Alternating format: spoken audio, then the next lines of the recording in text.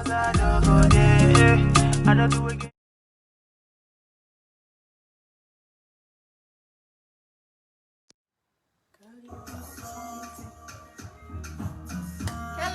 hello, hello, hello. Anyone in the house? Hey, hey, hey, hey, guys.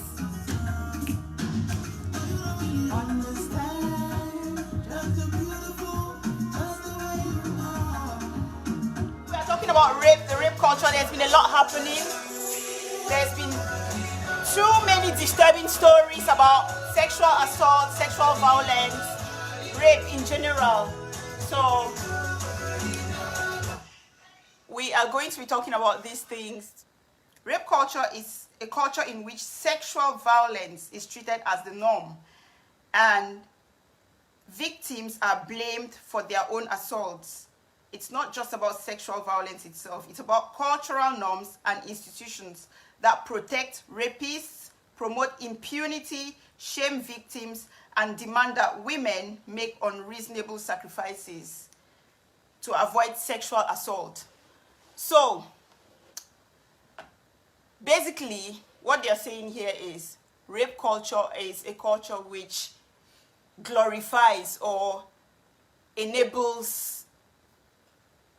rape or sexual violence towards especially women, because of the way the system or the systems are set up, the institutions, and all of those things. And I'm going to list you a few characteristics of what the rape culture is about. And you would see under those characteristics, you would see that victim blaming is one of the strongest, which is what I am going to emphasize, or what I'm going to be stressing on today. Because recently there's been killings, especially back in Cameroon, of women. There's a girl who was murdered a few weeks back in a hotel or something like that, and just a couple of days ago some other girl was murdered. But I don't I mean, from 2 days ago it was not rape, but I think the one from a few weeks ago was the girl was raped in a hotel or something, and then later on killed. And the narrative, everybody kept saying that, what were you doing in the hotel? Who sent you to the hotel? And why were you there in the first place? So these are the things that we should not be concentrating on. This is the very problem that society has, because rape in itself is, I mean, it violates nature in every sense of it, metaphysically, physically, spiritually, everything. It is a violation of a fundamental law of nature. You don't force yourself on somebody against their will. It's not done. So if we have a society that kind of glorifies this behavior or rewards this behavior, then I don't know what we are doing in 2020. I'm going to read a few. I'm going to define what. Okay, from the Marshall Women's Center. It says examples of rape culture. You have blaming the victim, trivializing sexual assault, like, you know, boys will be boys, you know, they're trying to test the waters, you know, and all of that. Sexually explicit jokes, tolerance of sexual harassment. Those are examples of rape culture. Inflating false rape report statistics. This one actually gets me a lot, because this is one of the reasons why victims stay silent for so long before coming out to say what they're to tell their stories. Because each time they want to say their story, they are prejudged. They are told, they are accused of telling lies. They are accused of trying to attract sympathy or attention or all of that. And keep to themselves, not because they want to keep to themselves, but it's because the environment, the society around them does not allow you. It's almost a taboo for you to talk about being sexually abused. And none of us, nobody publicly scrutinizing a victim's dress. I'll come to that as well. Mental state, motives, and history. Gratuitous gendered violence in movies and televisions. Defining manhood as dominant and sexually aggressive. Defining womanhood as submissive and sexually passive. Pressure on men to score. Pressure on women to not appear cold. Assuming only promiscuous women get raped. Assuming that men don't get raped or that only weak men get raped. Refusing to take rape accusations seriously. Teaching women to avoid getting raped instead of teaching men not to rape. So how about we teach our sons that rape is totally unacceptable? How about we take that approach instead of always trying to accuse the women? You know, when a woman gets raped, the question is, what was she wearing? Why was she in his room in the first place? Why was she in his bed in the first place? Why was she all by herself wherever she was? You know, so victim blaming it's horrible. It's why this whole rape and sexual violence is not going away, because we tend to really shame the victims. The people who are supposed to be shamed are not shamed. And you are shaming the victim, telling them, oh, snap out of the victim mentality, snap out of trying to attract pity and sympathy, snap out of all of those, and be a survivor. Stop making a fuss, stop making a big deal out of it. Yes, it's a big deal, because rape is the only crime where your body is used as a weapon against you. That's why you see even in war zones, like what's happening in Bamenda now, or in Amber Land, you have soldiers raping our women, our children, and all of that, because that's the surest way to hurt somebody to the core. So if I cannot get to you, maybe through other weapons, I rape you. And that, imagine the scars that you leave when imagine the psychological implication. Rape is when a person intentionally penetrates another's vagina, anus, or mouth with a penis without the other person's consent. Assault by penetration is when a person penetrates another person's vagina or anus with any part of the body other than the penis, or by using an object without the person's consent. Okay, so that's what rape is. Now let's go to who a victim is, so that when you are sexually abused and you want to talk about it, don't let anybody talk you out or guilt trip you for wanting to talk about it. Don't let anybody tell you to snap out of the victim mentality, because you are a victim. Because victim mentality is when you choose to remain a victim.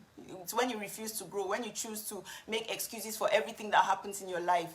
That's what the victim mentality is. But a victim is somebody that harm has been done to. So a victim is a person harmed, injured, or killed as a result of a crime, accident, or other event or action. So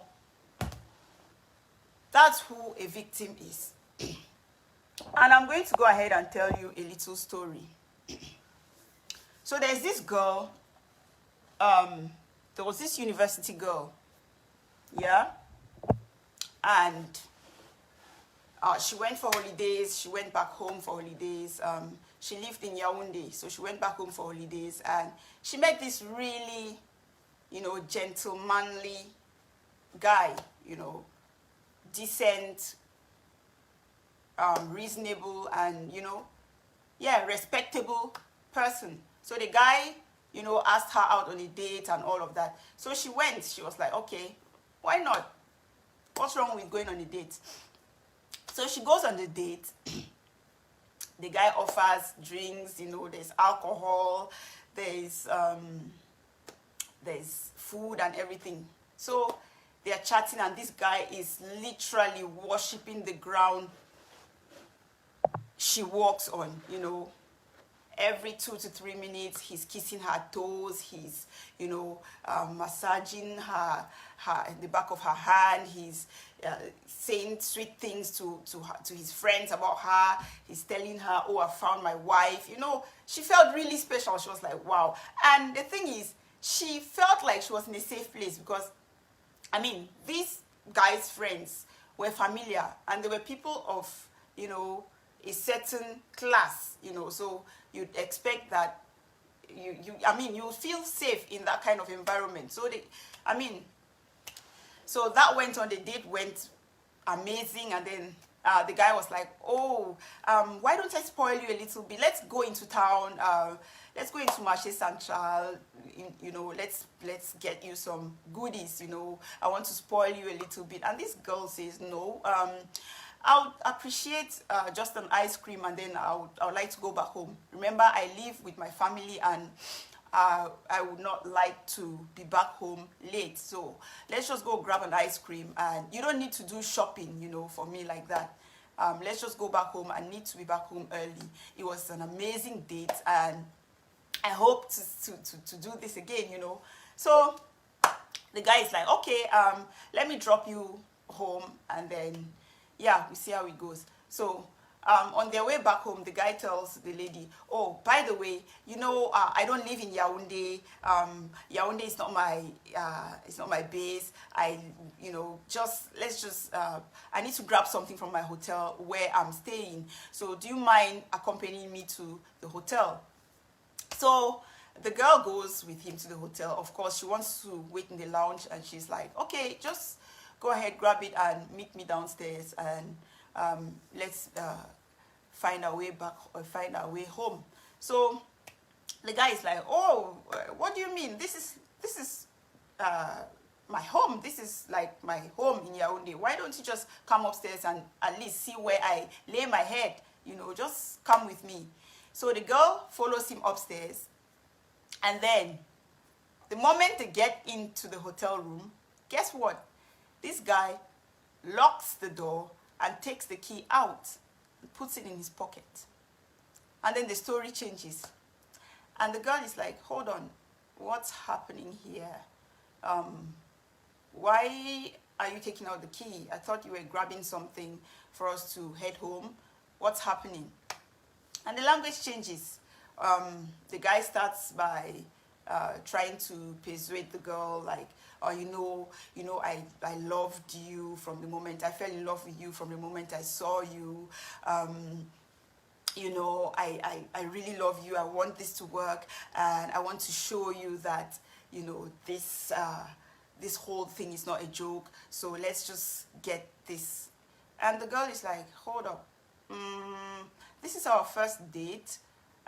I'm not saying that I don't want to give you a chance, but I'm not ready for this right now. And he's like, oh, no, don't worry, I'll just play with you, even if you don't want anything. I'll just play with you, even if you don't want me to penetrate or whatever, but let's just have fun. The girl is like, fun?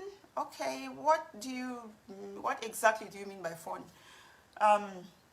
So the guy goes, I mean, it was premeditated. He gets into his drawer, he grabs his condom, he puts it on. By then, he already has an erection. He puts it on, and then he pins the lady to the corner of the wall and starts undressing her. And then the lady tells him, stop, I'm not ready for this. I just want to go home. And he's like, no, you know, let's just play, you know. And then the girl tells him, I'm a virgin, so I need, this has to take, I don't know, time or a process. I think there's an entire process to this. So can you just respect that? The guy is like, okay, I'm just going to play with you. And then he grabs her again and tries to force himself on her. And then she tries to scream. And when she's screaming, guess what this guy tells her? The guy says, if you like, scream the roof down. the amount of power I have in this town, if you scream and anybody comes to the corridor, they are going to add a lock onto that door and they are going to walk away because they know it is me. So there's nothing you can scream about. There's nothing. Forget it. You're not going to scream and nothing is going to happen. So in that shock, you know the body has 3 ways of responding when they are in danger. You can either fight, flight, or freeze. So at this point, she just went numb. She didn't even know what was happening to her. So she was just numb. And this guy violated every cell on her body from head to toe, and then pushed her to the bed and then tried to penetrate.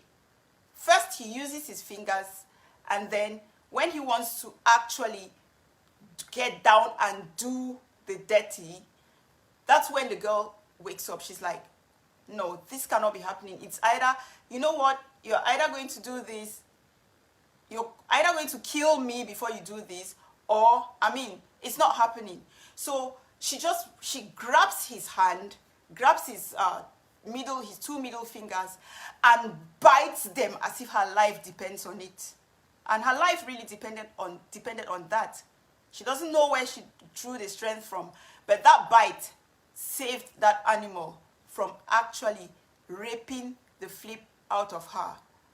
And as the guy is screaming, leave my fingers, and she's pushing and she's grabbing she's not letting go of the fingers. She's still biting. And when the guy sees that he's not getting his way, he hits her so hard, like on the side of her head, and pushes her and starts calling her names. I will talk about pidgin so that I will not understand. You are quarantine, you know how many girls I don't bring her from Swa for the very hotel. You want to show me say you waiting, tell me be drink my bellies. You be no say all kind of boko talk come other time. Gentleman fly out of window. All that big talk then say I play football in England. My name is so and so. I'm from England. You know we speak the Queen's language. All that. That one nobody exists again. Like. Small aquara, they get them when I walk a chop boy that money them aside, my belly so you drink you drink the belly so you just say you end blah blah blah blah blah blah blah. And then he grabs his phone, he calls gendarme, he calls the gendarme, he calls some of his boys, and he's like, oh, send me some of your boys. There's this little slot here, I want to teach her a lesson. Send me about 5 of your boys. We need to send her out of this hotel room naked, you know. And this girl is sitting there and crying because the girl keeps asking, why do you want to rape me? Why do you want to rape me? And then he calls, after calling the boys, he brings out a whole bunch of money, like cash, plenty of it, and puts it all on the bed and says, do you see the amount of money that I have? So it means I can put you anywhere in this Yaoundé. And then he confiscates the girl's phone and everything. And then he says, so sit there, put on your clothes. I've changed my mind. He calls the guys to say, okay, don't send the boys again. The matter is all sorted. I just wanted to teach her a lesson, but it's fine now. And then she says, put on your clothes. I can see, I respect your innocence. That's after all the disrespect. I respect your innocence. I have a little sister. I wouldn't want this to happen to my sister, but I want you to know that even if you take this to court, you will never win, because the first question will be how did you find yourself in his hotel room? Were you dragged into the hotel room? Were you forced? And none of that. So I'll just leave you and know that I like you a lot and I'm going to stay in contact with you, blah, blah, blah, blah, blah. And then, just get dressed. Let me take you home. And then this guy takes the lady home. And then a few days down the line, he's calling her, he's sending her text messages, telling her how he likes her, he's gone back to England, and he would like for them to be in touch. He would like to develop something serious out of this. like, he behaved like nothing ever happened. And then this girl eventually travels to England and meets him. Because their circles are so intertwined, they tend to meet a lot. And this guy still behaves like nothing ever happened, and he still tries to hit on her. Imagine the audacity.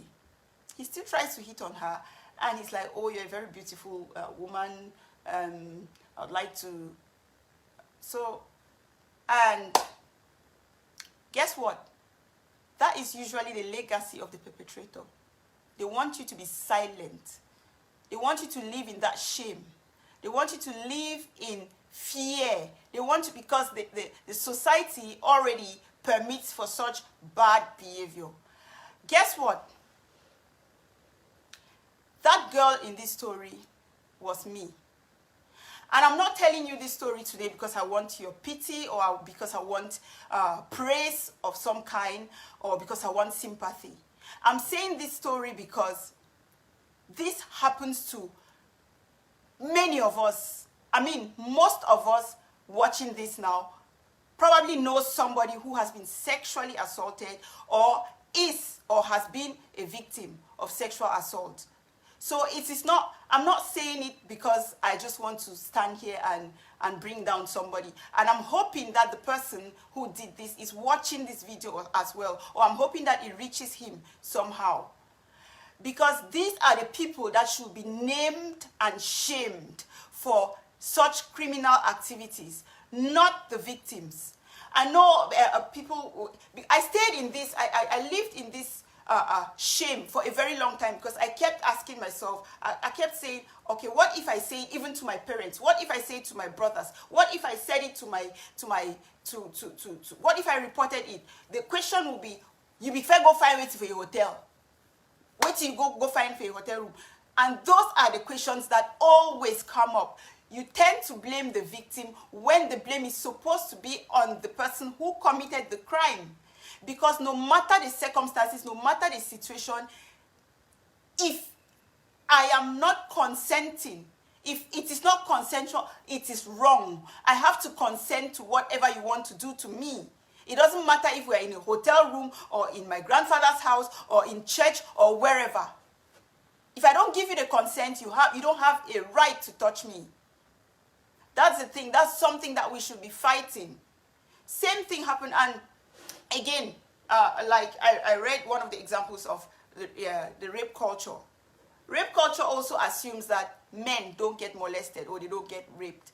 That is not true. The percentage is a bit lower, but it happens. That is why when the Me Too movement went viral in 2017, Terry Crews came out to say, Me Too. And he said before he came out to say that, he had considered... Is somebody actually calling from Cameroon? Is it time to call? Okay, guys, just give me a second. Somebody is calling. I was going to give it a chance, but I'll just take the call.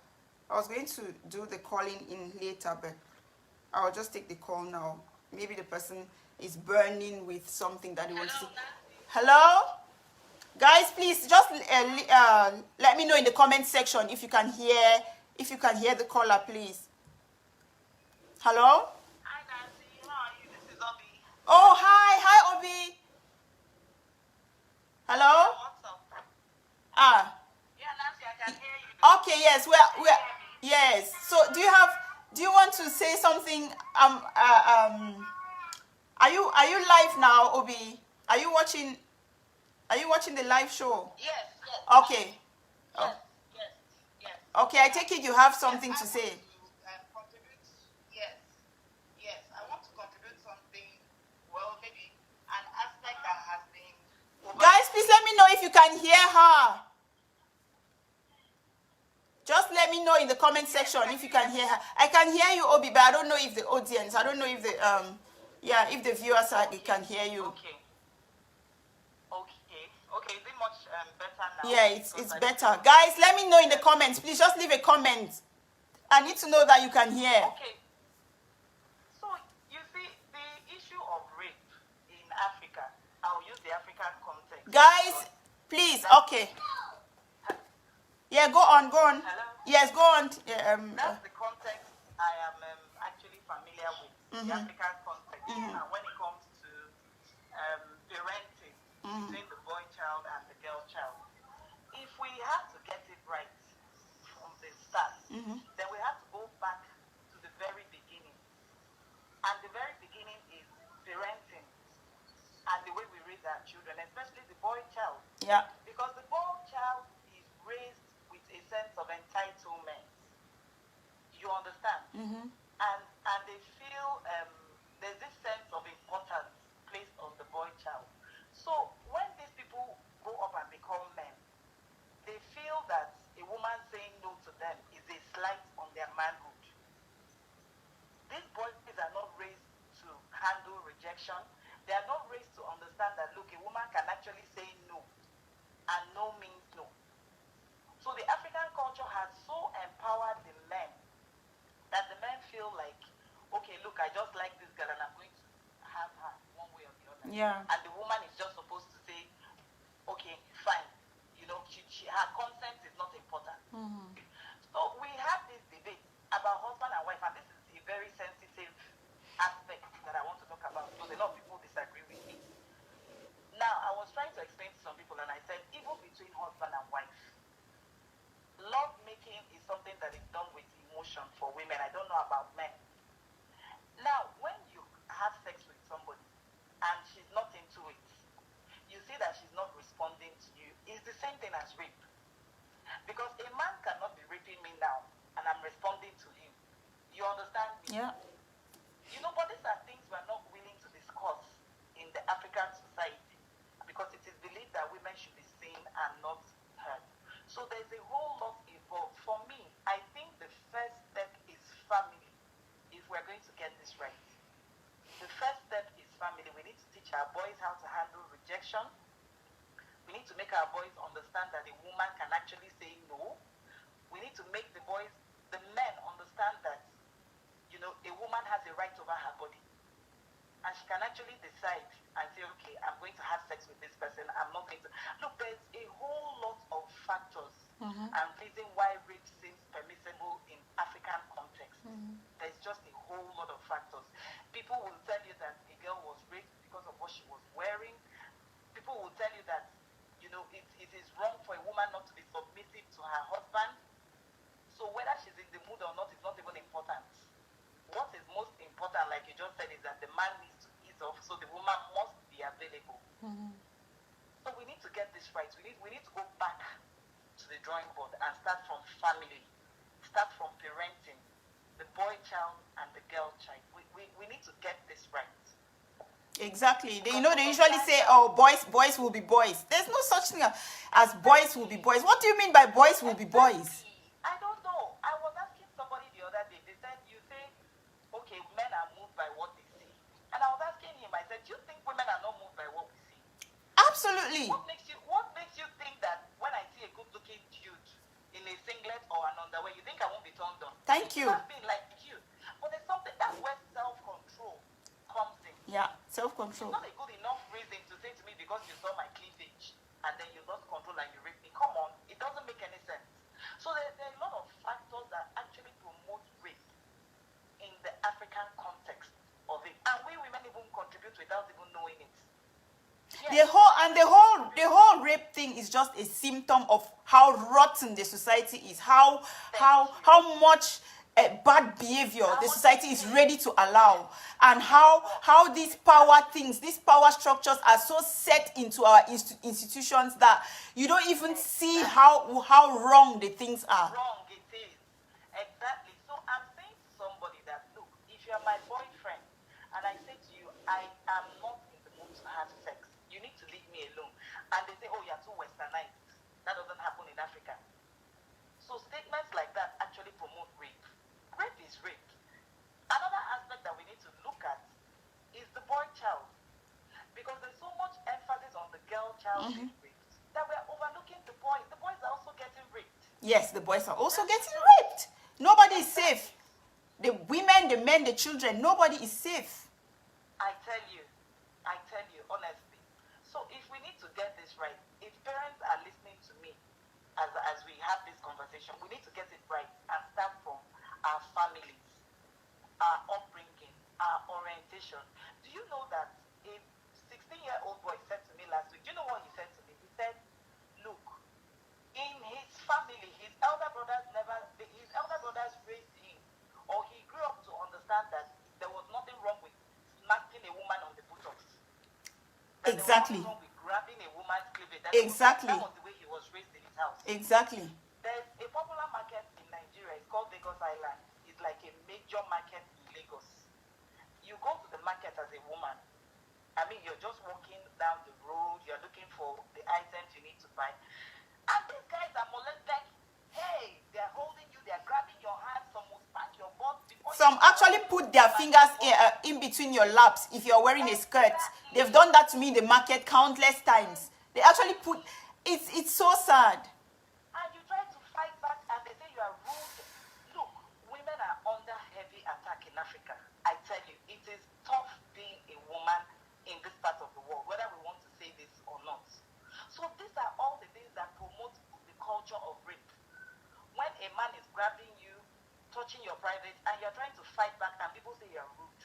People say you're making a big deal out of it. You're not the...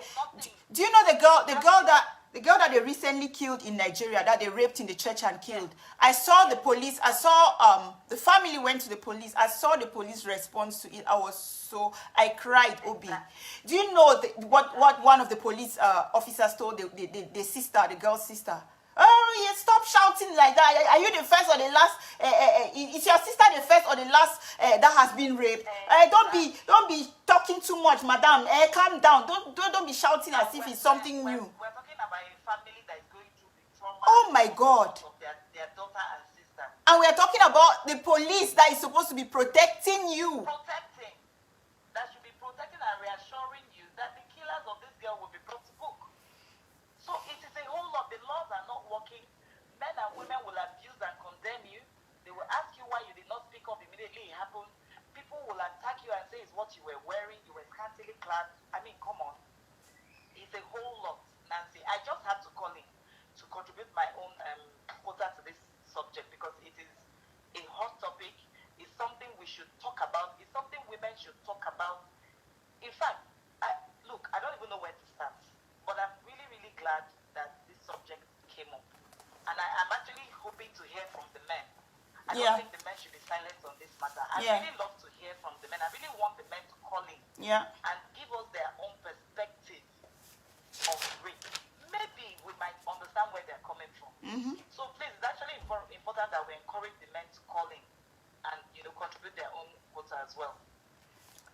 So... Men, thank you very much, Obi. Thank you for your brilliant contribution. That was, thank you very much. Yeah, all right then, bye. Yeah, bye. So guys, the men, we are waiting for you to call in and give us your own point of view because I remember a few years back, I'll keep quoting examples from Cameroon. There's this girl that was raped by this boy APA. Till date, I don't know how or what happened to APA, but everybody, almost everybody, was applauding APA for raping that girl, humiliating her, getting her naked, making a video of her, and putting it on the internet. That video went viral. And everybody was like, yes, why they get fed chop Kumba boy money? They get on chop APA. And it was for 2,000 francs CFA, guys. 2,000 francs CFA. This boy raped this girl and got away with it because people were saying you shouldn't have taken his money in the first place.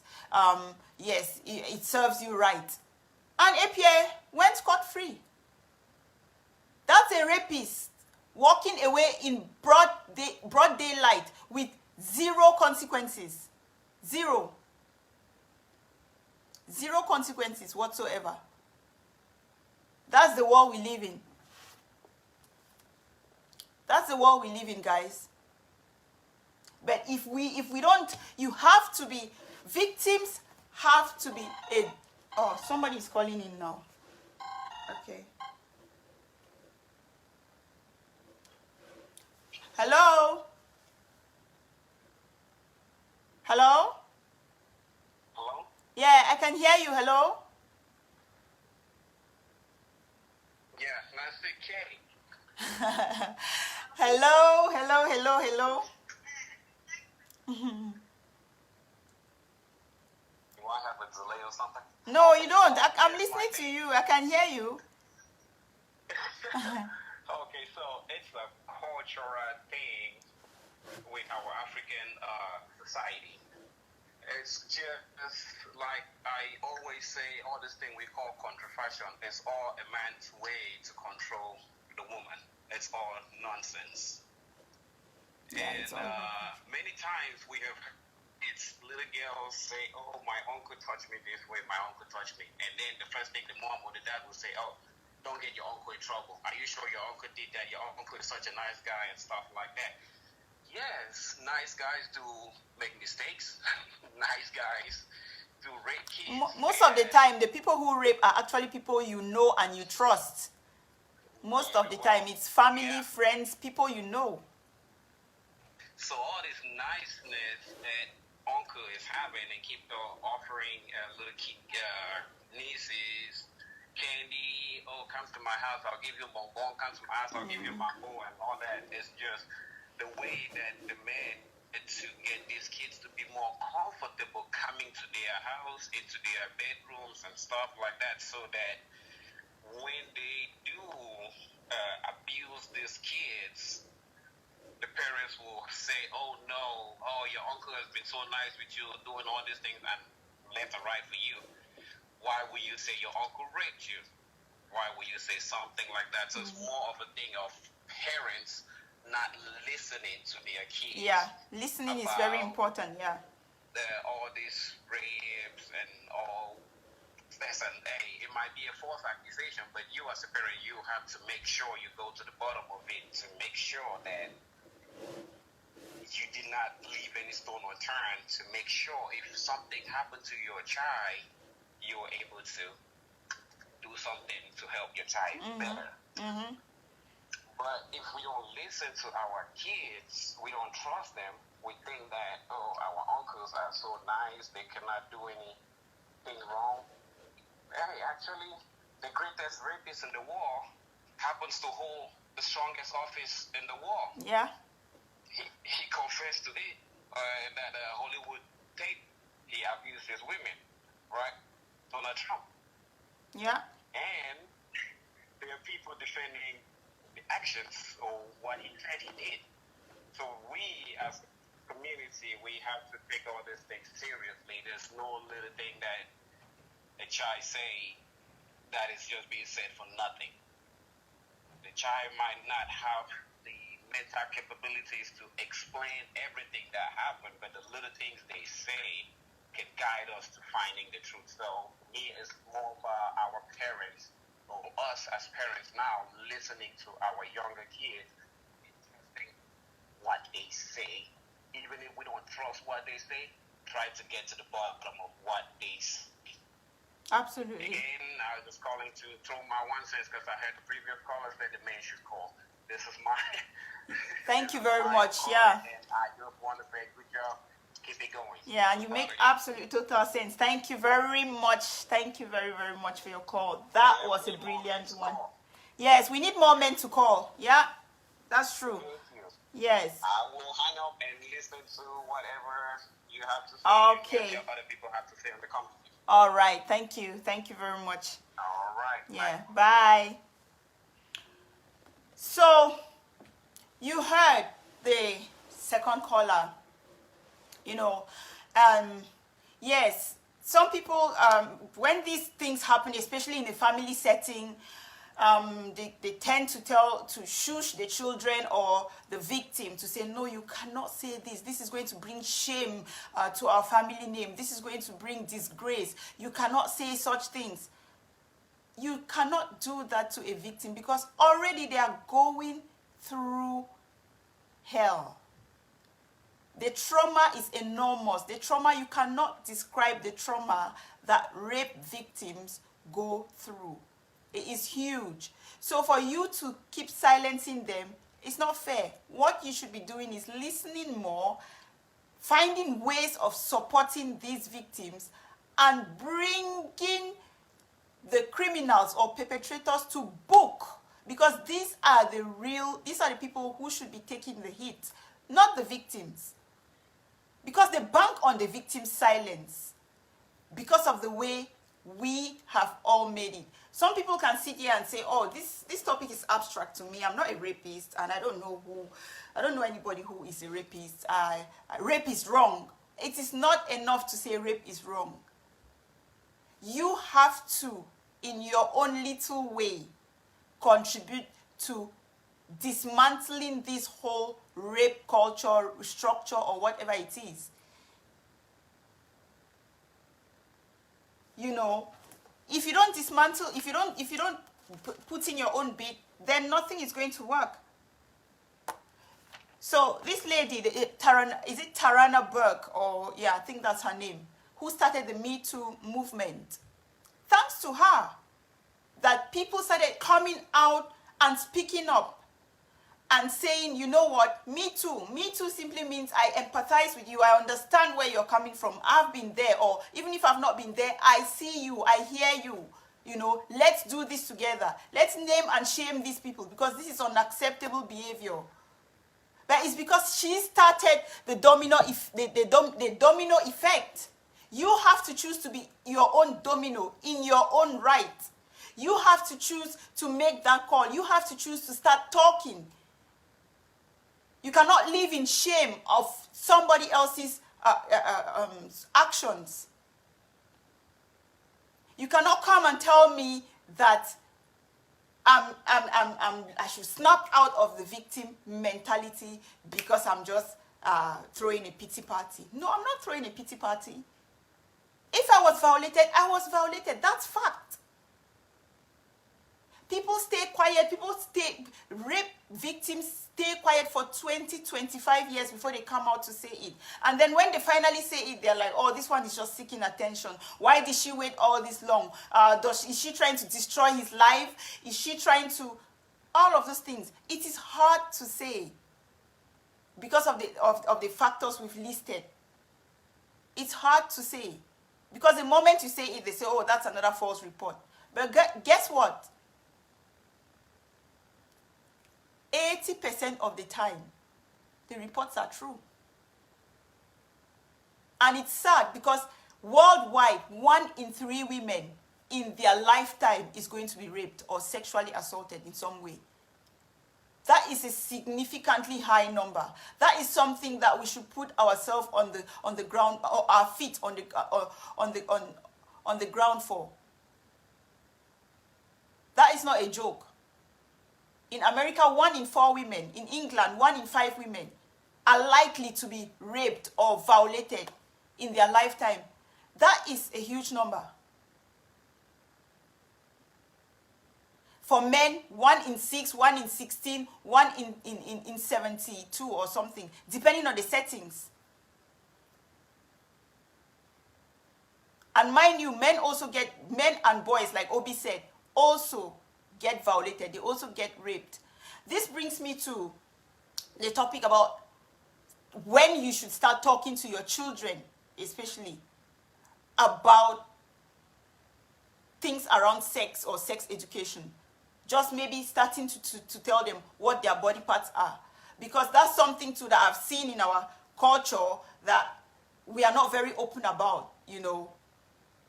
You see little children or toddlers, they like to play with, like for the little boys or girls, they like to play with their penises or vaginas and things like that. But when they do that, you're like, you kind of draw a lot of attention to that. You're like, no, stop. Oh, you don't play with that. Don't do that. Don't touch that. Yeah, see this small aquarapikin. Yeah. No.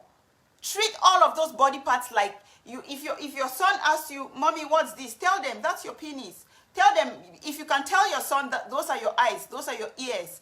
those are your fingers, that's your hand, then you can as well tell them that's your penis. You don't have to, well, you can use the cute names like the willy and everything, but it's advisable to use the appropriate anatomical term to call those parts, because there will come a time when those children, because you can be careful, but you can never be too careful. If they don't know what these things are, if you don't tell them what is appropriate and what is not appropriate from that age, that also contributes to all of this. So we are looking at the big picture.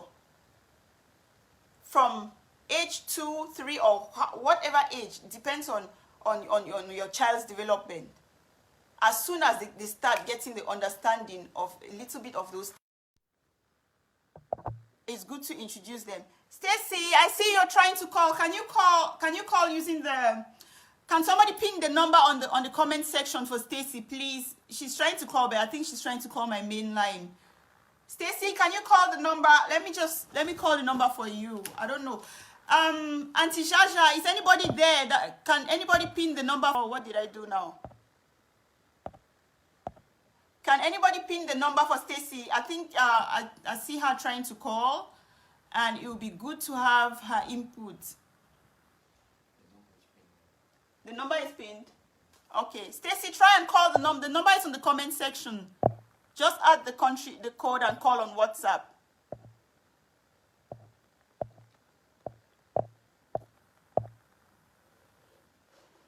What was I even saying? Guys, please keep sharing as you are watching. We need this message to go out there. Okay, yeah, I think that's the call.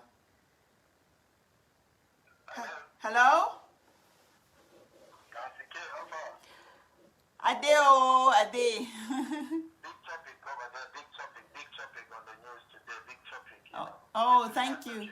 Thank you. Thank you. Other callers who address different things as to how it affects boys and girls and all that.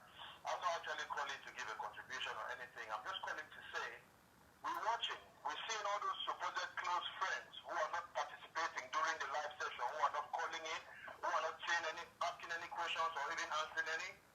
Now that Kiki has disclosed some information about her life, I really don't want any of you calling her after that. Thank you. Because I will personally buy the case. Thank you. All you negative supporters who come here and watch and come and monitor people's progresses, only for you to go and call back and start telling her, oh, you didn't sit like this, you should have done like this and did this, you should have done this. You're not qualified for that. Keep your mouth shut. You see? So Yeah. all the watchers out there, if you're not contributing, keep your mouth shut on the live session. If you don't want to contribute on the live session, don't call her personally, because I know now she disclosed some information. That will be a topic for your next meeting, Little Jangi. Kongosa topic. That's my contribution for today. So anybody who can call you, call me. Thank you very much, Papa. Thank you. Thank you. Bye. You heard? I like this caller, because this is a topic that we should all be in on, you know, because this is something that is very, very rampant in our community. Uncle don't vex. I swear to God, Pilar, Uncle don't vex. Monitoring spirits. They'll call me after Mokoye Kongosa. But the real information when they give a day, they share them. They know one share them. Stacy, are you there?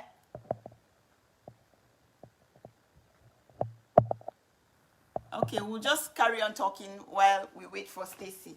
Now I'm going to give you a bit of statistics from Cameroon, because I came prepared today. I don't want the rape thing don't over too much.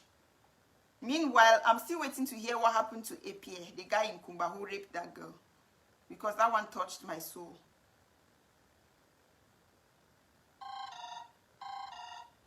Okay, somebody's calling.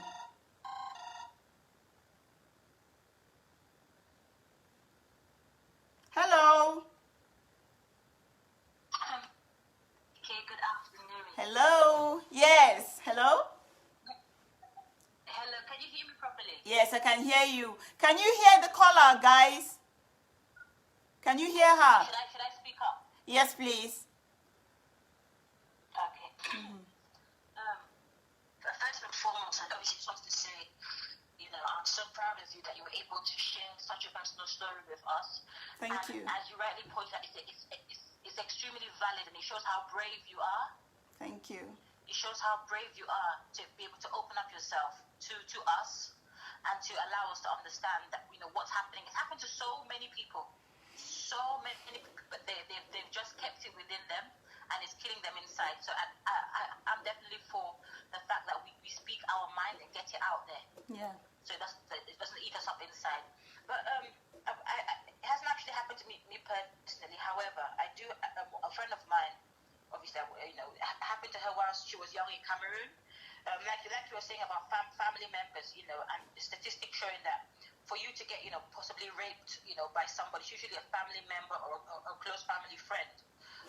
She had told me a story that it was her uncles who were actually raping her, and they were terming their penis as lollipop. And as you rightly said, she probably didn't know. She was a female anyway. She probably didn't know what that body part was. She was extremely young, about 4, 5. It was called. They were calling their penises lollipop. So that means she started obviously giving oral sex to her uncles at a very young age. Oh my God. The friend in question is now somewhere abroad, and speaking to her even now, she's possibly she's in her 40s and 50s now. It still has a massive impact on the way she looks at men. It always does. Trust me. Always. It has a massive impact with she confided in me that she was uneven when she was married. She was it took a long time for her even to have sexual intercourse. It affects your sex life. Oral sex. Yeah, it affects your exactly. If that thing that was done to you, it affects your sex life. Even like it really does. Like you just it just takes you to. In fact, carry on. So basically, like I think at one point in her life, she just basically hated all men. She hated all men with a passion. But what she said was when she was very young, and she actually confided in her own mother, and saying something. This uncle, he's making me do this, and she was obviously describing the actions.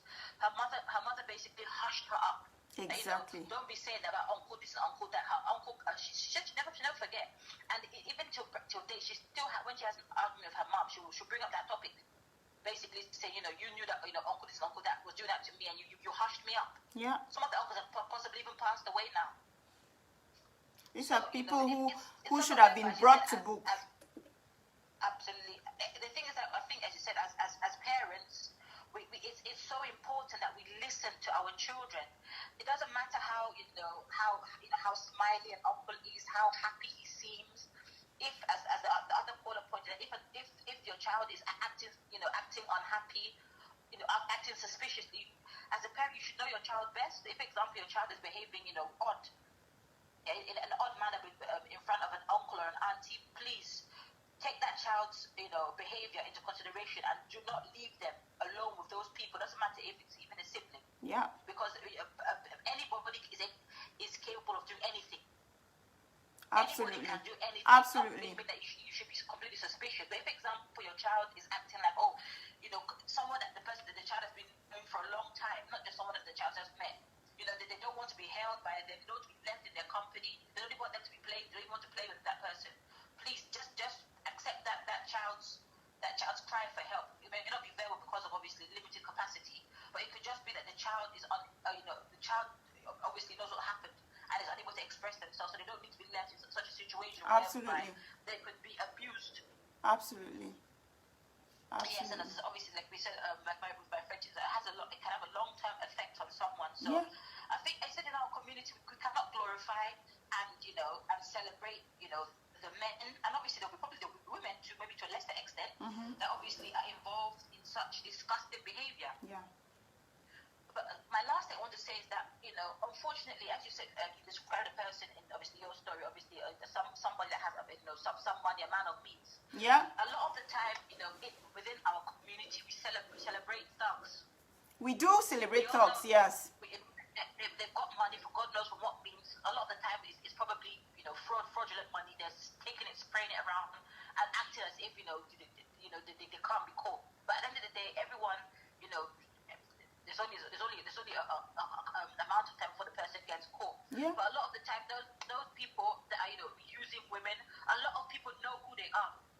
Yes. A lot of people have witnessed it and they laugh Yes. about it. Yeah, I know so and so. Yeah, that's what he does to women. Yes. He treats them like they laugh about it because obviously they're happy to possibly partake in spending rubbish money with a lot of especially like African criminals. Yes. They're very well known all around to be maltreating and using women.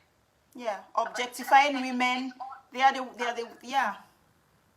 As you said, it's our responsibility, even as onlookers, so if you have friends like that, to challenge them. Papa, is that the way? If they are picking you like them? If you have friends that are living that kind of lifestyle, then obviously it's for us to brothers and sisters to challenge them, to call them up on it. Because sometimes, in their own twisted mind, they think that it's okay. Yes, they think it's okay. The thing is, we know so many stories of rape, but just because of this thing of thinking it's okay, we sit quiet. And these people walk free every blessed day, and they are raising families, they are raising sons and daughters. You see them, you look at this person, you meet them, and you're like, this is this criminal, this is this person who did this to me, this is this person, but they are free, they are just walking out there, and you're carrying their shame. That's the bit that breaks my heart. The thing is that, with your story, obviously, we are all different. But I know you said that, when you came here, you met that person in physical. If it was me, I had met that person somewhere. Trust me, he would have had one eye when he started talking to me again. We're all different. I would have had one eye because I would have probably stabbed him in his face. Honestly. Honestly. We're all different, but I'm happy that obviously, you're able to express yourself, and obviously you have a supportive family who's there for you. Yes. And obviously, hopefully, the advice again that we probably that we would give to our younger selves is that these men don't go anywhere private with them. Yes. It doesn't matter if they have, because obviously, rape and it can happen anywhere. It doesn't have to be in a hotel. It can happen in their cars. I've heard of an experience where a woman was, she had to fight for her life to get out of a car. Yes, exactly. But the thing is, when we keep telling the young girls to not go somewhere with them or a potentially conducive environment for rape, why can we not take this responsibility and put it on the men? Do you understand? Why are we taught to protect ourselves? Why are we taught to behave in a certain manner to avoid predators? That's my problem. What I can say, the reason is because the predators don't believe that they're predators. The predators believe that they have the right to women's bodies. That's the problem. Yeah, the sense of entitlement. Yes. Yes, it's just like pedophiles. Yes. If you speak to a pedophile, obviously, with my profession, obviously, I've met all kinds. So they would explain themselves why a child would be attractive and why a child would be tempting to them. Mm-hmm. And that's the same way a rapist would think. That something, just the fact that you smile at them, that equals you want it. So that's why as women we have to be able to think and protect ourselves, because the way that they think will not allow them to think of your well-being. It's all about them and about their gratification at the time.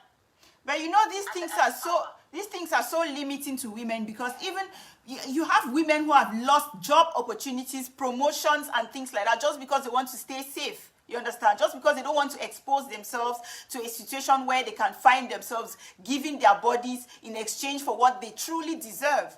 Do you understand? Yeah. These things are limiting, and it actually reduces the general productivity in our society, especially of women. So it's not helping us in any way if you look at it. Absolutely. The thing is that, like, with rape and obviously, things like that, it starts from the top to the bottom. Mm-hmm. You understand? If it does, it could be possibly, especially like African countries, you get the ministers sleep with little kids. It's about power. From college and stuff. It's about power. Yeah.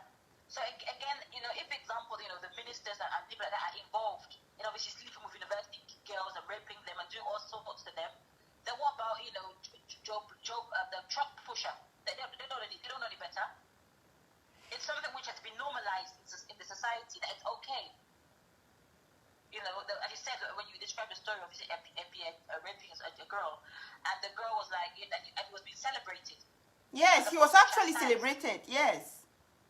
Yeah, so at the end of the day, those kinds, you know, it's as you said, it needs national campaigns, especially back home. It needs national campaigns that no is no.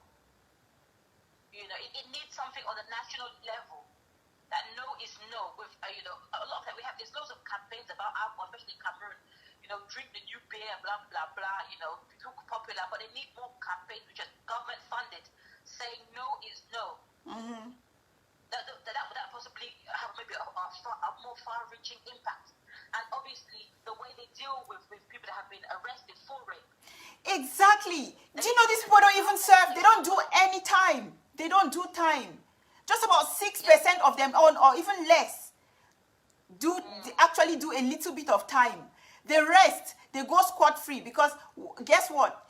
They will always ask you for evidence, which in most cases, you don't have evidence. This is a very personal crime. They don't even take forensic evidence. They don't take. How many people? Okay, imagine if I have to report a rape case that happened 25 years ago. How am I going to come up with the evidence? But it happened. It has scarred me for life. It scarred me for the last 25 years. My life has not been the same because somebody violated me that long ago. But since I don't have evidence, this animal is walking away free.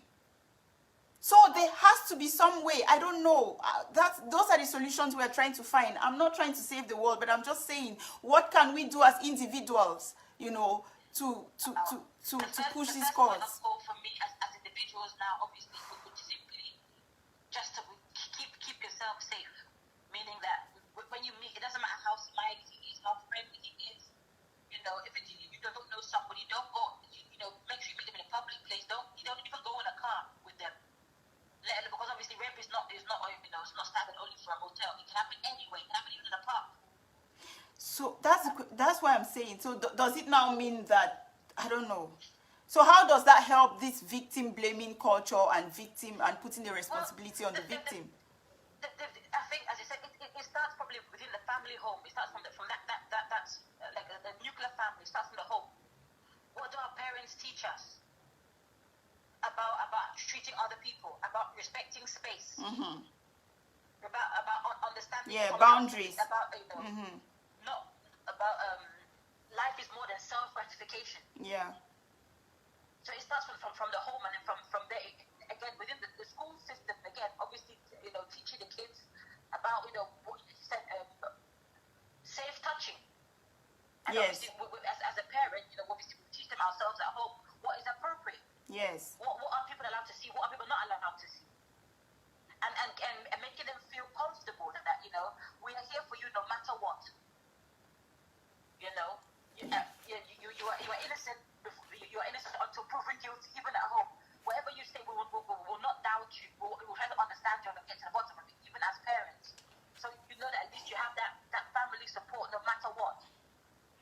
That's true. Because again, I said, if you're carrying something within your heart, if you something like, you know, worried about what would mom say, what would dad say? Would they blame me? Would they think I was careless? Would they say, what was I doing in the first place? We need to make an environment for our children that no matter where they were, because it doesn't matter where you were, nobody ever asked for rape. It doesn't matter where you were. It doesn't matter what you wore. Yeah, it shouldn't matter. Come and rape me. Yeah, it shouldn't matter. Yes, it shouldn't matter. But again, that's something again that starts within the family. Again, the schools can also take it on with the kids as they grow older. You know, what safe body parts, what can be seen by others, what shouldn't be seen by others. You know, who can see your stomach? Would it be the doctor, your parents, and yourself? Any other person who's what, you know, obviously they swim during swimming, so obviously they put it according to where they are. So obviously they put it in context, should I say, about, you know, what people will see what and where and how and why. So breaking it down to the little ones, obviously as they grow older, they already have that embedded in their memories. Because again, it's nobody's fault. It's definitely not the victim's fault. Yeah, it's not the victim's fault. Okay. Well, let me leave you there. I'm still listening. You know, God bless you. You're really brave. And I think as the other caller said, anybody, you know, in their cafe, I just want to sit down and be calling them and say negative things. Thunder, fire them. Amen. Okay, my sister. Amen. Bye. Thank Thank you very much. Thank you. That was another brilliant caller, guys. I think she said pretty much everything that was left for me to say, you know. This is why when you get some smart, intelligent callers, you don't stress, you know. She said pretty much everything. Oh, okay. Somebody else is calling. Hello? Hello? Yeah, hi. Hi, Nancy. Hello. Yeah. Yeah, this is JJ talking. Oh, JJ, hey. Wow, another call is coming in. Let this person wait. Yeah, JJ, I can hear you. Hello? Hello? Hello? Yeah. I can hear you, JJ. Okay. I would like to add on what the second caller. Yes, I would like to add on what the second caller said. Mm-hmm. The second caller, yes. And I'll be saying the things in four paragraphs. Let me make them in paragraphs. Mm-hmm. Short. Yes. First of all, if you look, let me start with culturally. Mm-hmm. If you look in our culture, no matter where you are in Africa, we don't have the word rape in any vernacular. We don't have that word. Yeah. So it's not our thing. It's something of the Western world. Yes. I guess even in your dialect, there's no way that you will say the word rape. And likewise in my own dialect. Okay. So, yes. Then the next thing, the modern society, I will condemn rape. There is no excuse to rape. There is no excuse. I will condemn it totally. But what happened in our today's life with rape is a lot of girls are using it against guys, even among the big guns up. We can see with the politicians around, even the ones that happen in France, in America, even I have friends that are victims. You get to know a girl, and after one or two things, the girl will look like the best way to extort money from you is telling you that if you joke, tell the society that you raped her. And would you know nothing like that ever happened? She'll tell you, okay, you give me $1,000, you give me $1,000. And because of the scandal behind that, you are forced to do it. Girls will go to blackmail you to tell you that 5 years ago, this guy raped me. Would you know if they say traditionally, culturally, they ask the girl to swear, that will take the girl's life. The girl will never swear because she knows it's a lie. So, guys, I'm a guy. Guys too have suffered from it. I totally condemn the act of rape, but guys have really suffered from it. Blackmail by using the word rape to blackmail guys. Okay, then I'll finalize. Guys, let me know if you can hear him, please. Just comment. Leave a comment. And don't forget to share if you have not shared yet. Yeah. I will finalize by saying what can be done to stop rape. The first thing, let's look in our culture where we are coming from. Because I can only say things in the culture which I was brought up. Let's look my culture in Cameroon. The way in which we socialize ourselves now is not the same which our parents used to do. If you go and ask your father, he will tell you he never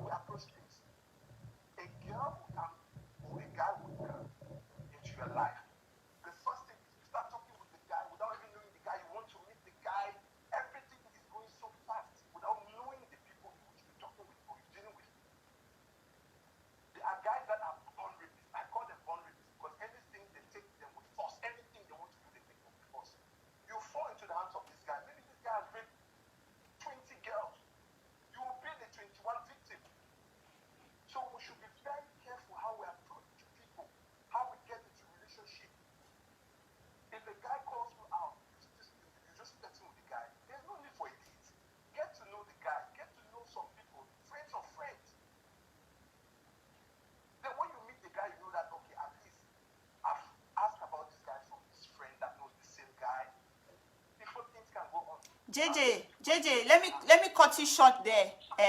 When you say there's no need for a date, me, you were the called for the phone now. Told me and you don't go program before. You be rape me. No. So what do you mean by? So the responsibility should not be on the other person, on the person. You cannot now come and say women should not go on dates because they don't know. How do you get to know somebody if you don't go on a date with the person? You are getting confused. Oh, okay. Maybe I misunderstood you. Can you say that again? Okay. When I say a date, it's not like meeting people for the very first time, like just getting to people without actually talking, knowing them, getting to know some mutual friends. It's good to know a person before meeting the person or meeting the guy one on one. It's good to at least know the person, know something about the guy, because like I said, there are guys that have been raping from the time they were 18 to today, and maybe they are even 40, 50 years that have been raping women.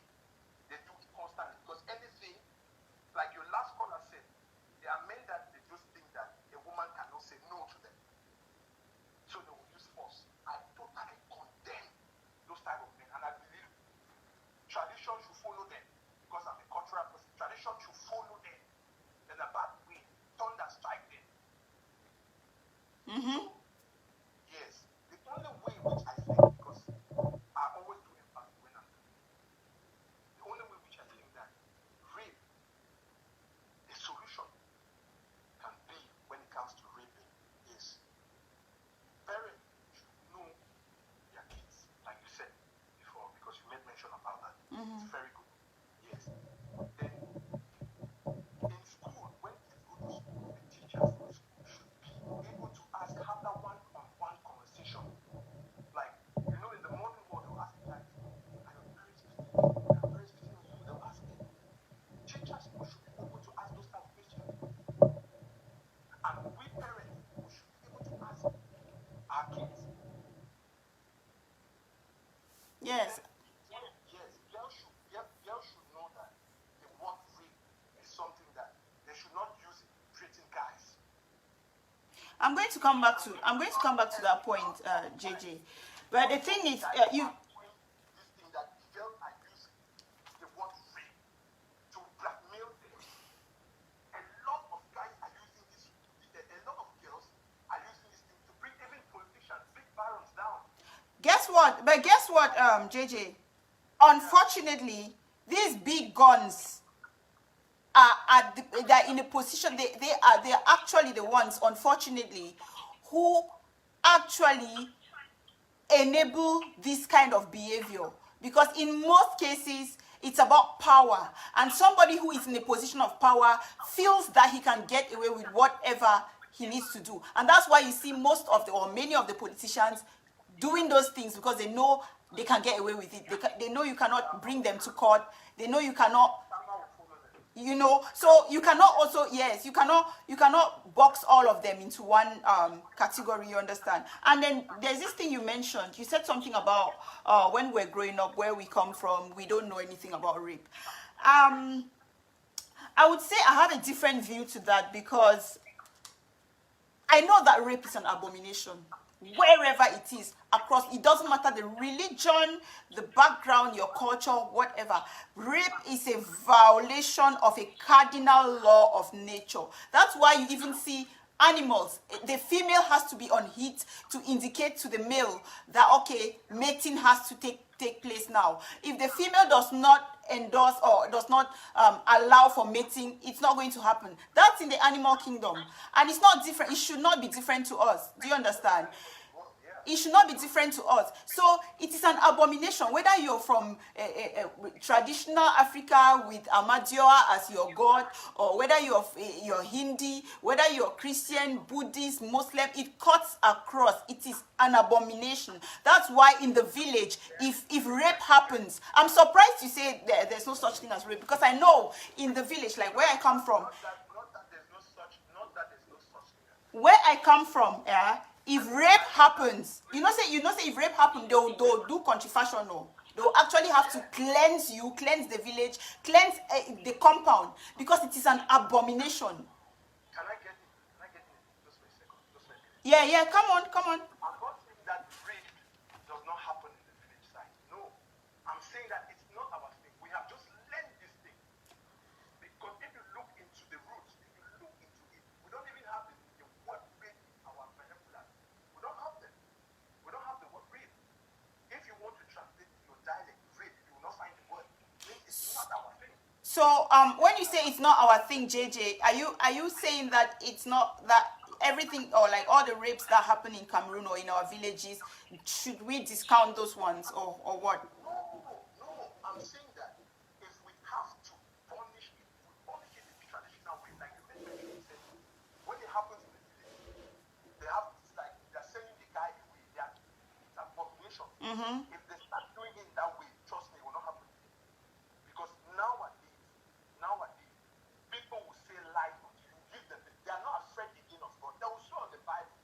But you tell them, let's go for the traditional right. They will not. They will not. So I'm saying that if the tradition, our culture, should start by punishing this thing in a very bad way. Guys, if you agree with this caller, please just leave a comment. Please leave a comment in the comment section. This topic is hot. Our culture and our tradition start to punish it, because the Western world, when I say the Western world, the law, the court we have in Cameroon, they will not do anything. That is true. But if the tradition of it starts to punish this thing in a bad way, people will not do it. People will not do it. The thing is, JJ, I have my reservations. I have my reservations about the point you're making, because I don't, like I said, there's I beg to differ, to disagree with you in the sense that when you say rape is something that, or the word rape is something that we adopted from the West, it's not fair on all the people that have suffered this thing in our society for ages. Do you understand? I understand that I understand that I understand that they are criminals. They are extremists. I'm not saying that our people are not doing it. You're getting me wrong. Our people are doing it, but the law is not punishing our people. So what we can do is use the cultural way in punishing these people. Oh, I see. Okay. Yes, if you punish them with the cultural way, trust me, the next person will not do it, and that's how the change goes. Okay. Now you said people should go when they go and report to the police. They don't do anything about it. The law and order don't do anything about it. But trust me, if you go and report in the palace, Okay. they will punish. The way they'll punish that guy will never. You know what, JJ? Somebody has been trying to call me from, I think, from the US. Do you want to just continue in the comment section, and then yes, continue in the comment section so that other callers can share their point of view. Yes, nice show. Okay, thank you very much, Papa. Thank you for your contribution. Thank you. So, guys, you heard JJ. Any comments? I think, Stacy, I think you've been trying to call. I'm so sorry. Let me see if I can ring this number back. The number that called with a +1. I'm guessing it was Stacy. Okay, somebody else is calling now. Hello? Hello? Yeah, hi. Hello? Hello, is this Kiki? Yes, this is Kiki. Am I live, please? Yes, you are live. You're live, darling. Okay, I would like to contribute something. Yeah, I can hear you. Yes, can you hear me now? Yes, I can hear you. I just wanted to contribute something concerning gender. Okay. This word cannot be found in our traditional term or language. Mm-hmm. Well, what I said is this thing starts from our phones. If we follow traditionally normally, we will understand most of the times the phones tend to handpick their wife Yes. And based on our culture, moms in the village have to hand that girl for marriage Yes. into royalty. That girl walks into that family. She's not consented to that marriage. She's not happy to be there, but she needs to perform her traditional rites. That's correct. Now, where will he say a tradition doesn't condone with rape? That formal way I can say we practice rape in the village without even knowing. Yes. Putting our kids into early marriages without them consenting, because they will keep on in that marriage to keep the family name up, to accept they don't want their moms or dads going through some traditional banning or whatever label they might put on them for their daughters. Yeah. To get into that room of that palace. But that form, whatever he's doing there, I take that as rape. And it's not mentioned out loud in the village. But those girls, they go through that marriage sometimes unhappy, but they can't speak out because of our culture back home. I strongly agree with you on that one. I come from royalty, so I know exactly what you're saying. And you know, most of the time these girls attempt to run away and they're caught. So you can see that it is against their will. Yes. Their land entitlements and so many things. Yes. Away from them. Yes. So whatever that caller was saying is wrong in all forms. Like I can say it's so wrong because rape in our villages are much more like what it's like. It's normalized. It's normalized. A normal thing that And secondly, I'll try to say when we're talking about rape, we're talking about just looking out for uncles, looking out. Do you know most parents, some parents do rape their daughters? Yes. And because of the shame, this girl won't even say it out loud. And she doesn't have the courage to even tell her mom, this is what daddy is doing. What our advice is, we need to look out for the signs as parents when it comes to our kids. Guys, I hope you can still hear her. Sorry, darling, go on. There will be a lot of changes in that child. If you have a daughter or a son, we are talking about daughters. Some sons might be forced to suck on their daddy's Yep. head without even knowing what they are doing is wrong. But because they look up to them and they believe that it's right, they will think it's the right thing. And they don't even know how to tell mom. But I believe if you observe a child and you look at the child, the way they are growing and the changes in their attitude, their habits, and the way they become withdrawn, and the environment we try to talk with them matters. Yes, those Some are. things you don't always have to talk to someone in front of that. That might be the rapist, or mom might be the rapist. Sometimes a one-to-one talk with that child might help that child open up. Yes. You don't need to say in the presence of mom, in the presence of uncle, or in the presence of your friends. Try to say it like in a quiet environment, make it comfortable for that child. You must not come out clean. Take other tactics, but you will find a way to bring it out of that child if you have a relationship with that child. True. True. I think of whatever that caller said, please, I'm writing it all out. I'm so angry. It's okay. It's okay. Calm down, Mama. I think he's in the comment section. Maybe you can have share your ideas with him, and let's see how this conversation ends. But yeah, I agree with you on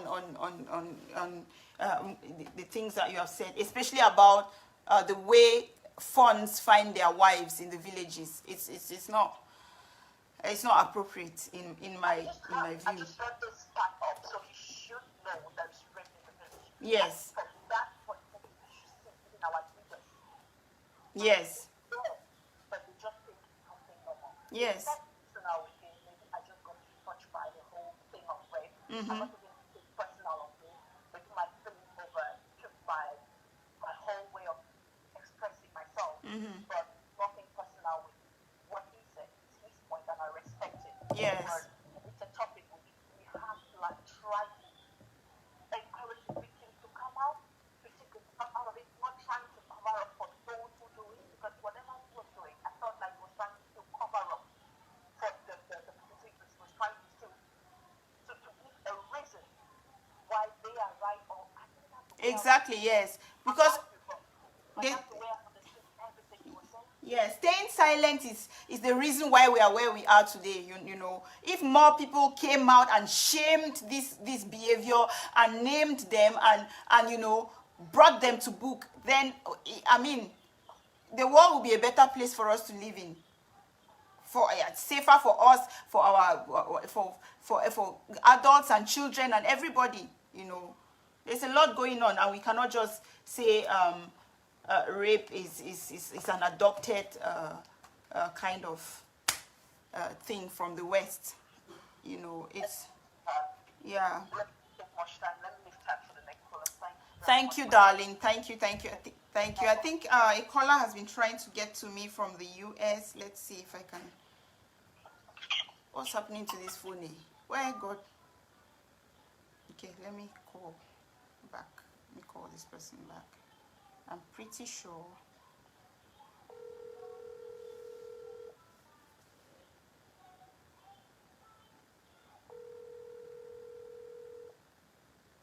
Sorry, guys, I'm trying to call this number back because it's been trying to reach me. I've seen 12 missed calls, so it means the person really.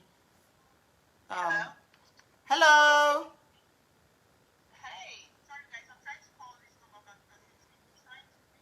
Hello? Hello.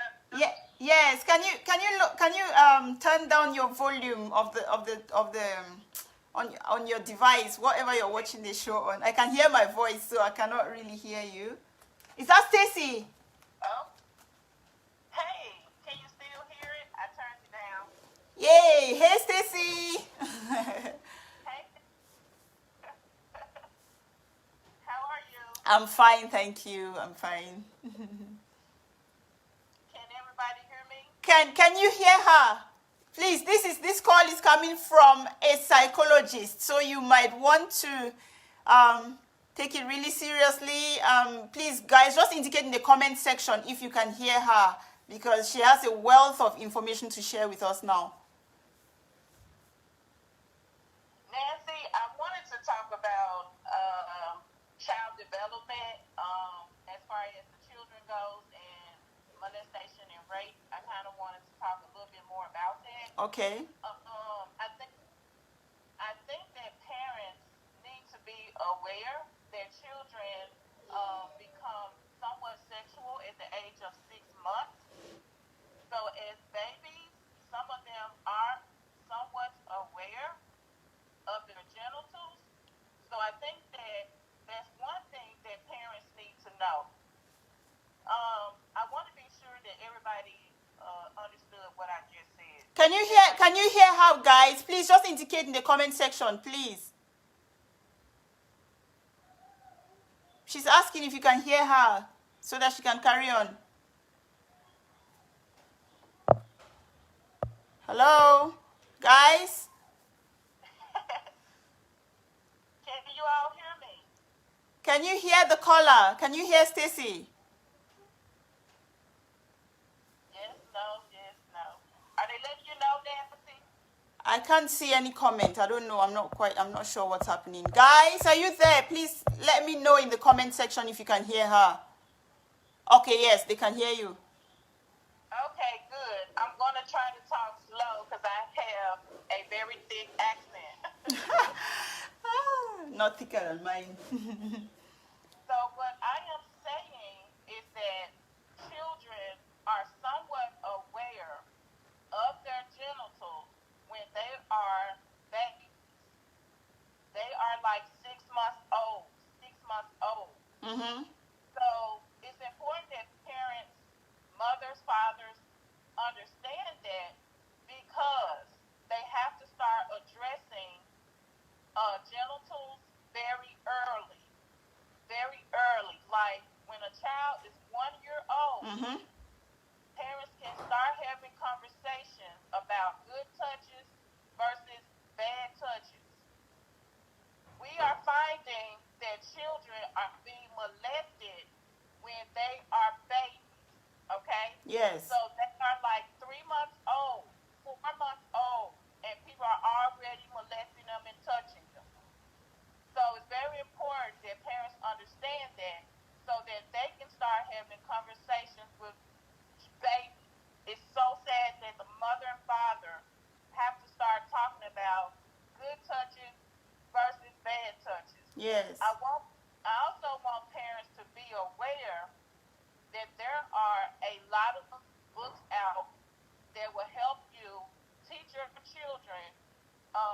good touches versus bad touches. So it will help you to know what to say, to have the proper conversation with your young child. I have worked with children, infants, 6 weeks, as young as 6 weeks old. So I can tell you they are a lot of they are very aware of a lot of things, although they cannot communicate. Mm-hmm. So parents have to understand that concept first. Now, as far as the genitals, Nancy, I like how you said when you discuss genitals with children, you use the correct language like penis and vagina, because they got to be aware of those things as well. Okay, yeah. Mm-hmm. So I just made two key points that I want parents to be aware. That number one, the conversation has to start very early with their children, and you address it by saying good touches versus bad touches. Okay. Touch, okay, and then there are books out that parents can find on Amazon.com or however you normally buy your book. Yeah, I can see on the comment section there already somebody saying that please can you put the name of the books in the comment section so they can check it, they can look for them. Okay, so after this live session, I am going to put titles of books in the comment section. Okay, thank you. Yes, Yeah. I can do that. Another thing I want parents to be aware is that children, especially when they have siblings, like male versus female, like brothers and sisters, that parents need to be aware all the time what their children are doing, because a lot of children start touching each other when Yes. they're young, and they start touching their siblings. Yes. So one of the things that I suggest to parents is to try to have the children separate in different rooms by gender. So girls and boys probably shouldn't share the same room. And also that parents also keep the door open. Always make sure your children's doors are open. This happens so often, but siblings and cousins touching each other, that happens a whole lot, and I want parents to be aware of that. And that's pretty much the key points I wanted to say. Do you have any questions for me, Nancy? Thank you very much. By the way, Stacy, thank you. I really appreciate your call. And I have this question. What do you think about the fact that would you advise the girls to take the responsibility to be careful, not to get raped, or to take all the precautions so that they don't get molested in any situation? Do you think it is the responsibility of the girl, or it's the responsibility of the perpetrator? I like how Obi mentioned that we should start with the family, because a lot of, okay, so rapists as an adult, when they grow old and they rape women, a lot of times they've been molested when they were children, or they were raped when they were children. So a lot of rapists have been raped themselves, okay, when they were vulnerable as little boys, because people don't pay attention to their little boys as much as they pay attention to the little girls. So as a family, these conversations should start very young, when the children are very young, and a parent should be very aware of people that are around the children, even if they are related to the children, friends of the family. Be aware of people around your children. When you're teaching your children good touches versus bad touches, be aware that a handshake can be perceived as a bad touch, because some kids don't like for people to shake their hands. Yes. Some children don't like for adults to hug them. Some children don't like to sit on men's lap. So parents need to be aware that your children have power. If they don't want to sit on an adult's lap, they don't have to. If they don't want to shake adults' hands, they don't have to. They may be comfortable with another form of communication. So that's the thing we try to teach children here also is they have power over what type of touch they want. So don't force touches. So don't force kids to touch a grown up just because they're grown. Okay. So for me,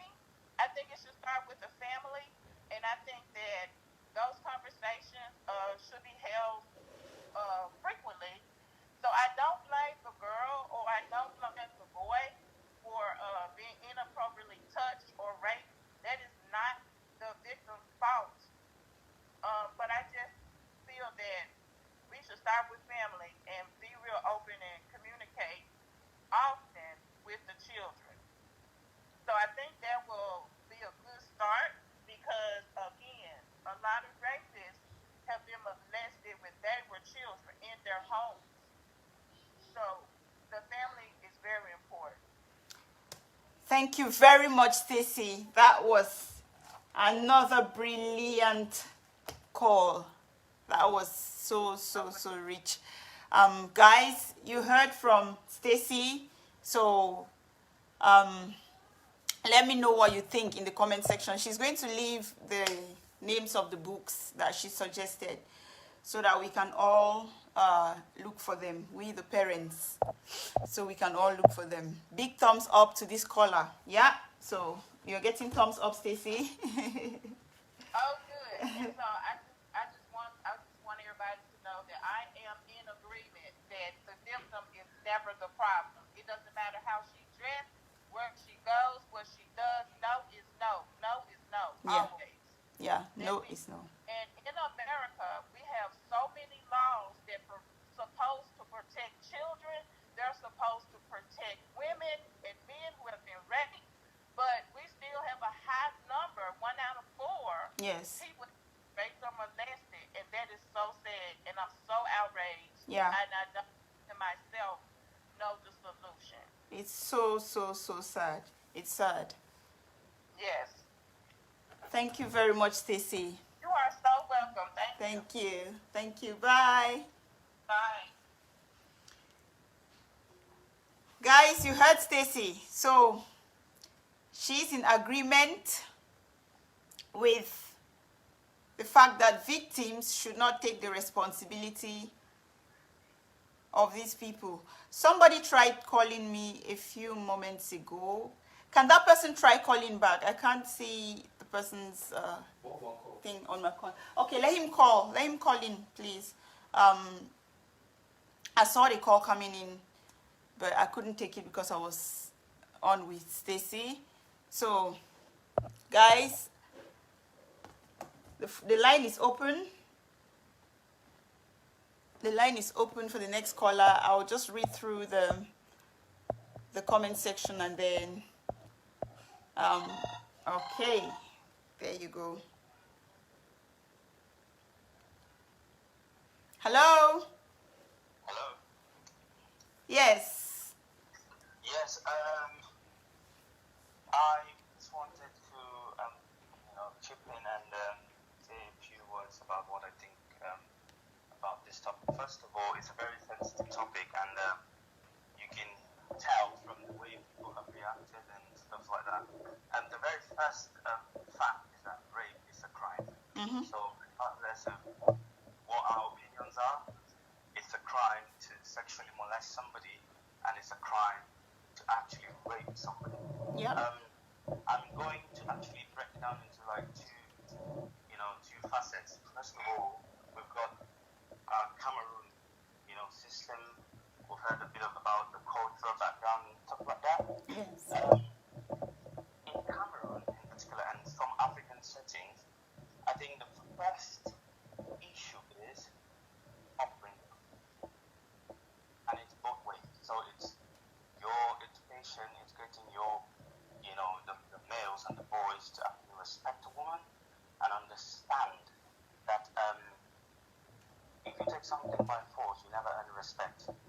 You need to always treat your women right. So that's part of education. And the second part of education is educating our girls. Educating them to understand, especially when they start growing up, to know that, okay, not every man out there is a good man. So you have to actually understand what relationships you actually get into. So for me, education is the principal thing, especially in African settings. Why I say so is because we have a defunct judiciary system. So if every rape that was reported was handled appropriately by the right channel, starting with the police, which they're just nonsense because they're also part of the culture of rape. So it's never going to go anywhere. So if we're looking at the judiciary system, it never actually goes anywhere as well, because you need evidence to go to court, and we haven't got the facilities. They can't even do tests, actually say, well, this person was raped or not. So based on that, the judiciary system, the law system is defunct. So we can't even use that. But the